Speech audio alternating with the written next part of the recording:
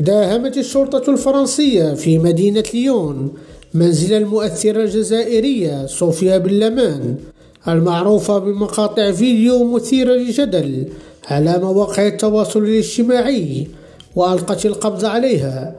وأعلن المدعي العام لمدينة ليون أن بن لمان تواجه تهما تتعلق بالتحريض على الإرهاب والقتل والكراهية ومعاداة السامية، وذلك في إطار حملة أمنية تستهدف جزائريين متهمين بتهديد الناشط والمعارض الجزائري شوقي بن زهرة بالتصفية الجسدية عبر مقاطع فيديو نشرت على الإنترنت.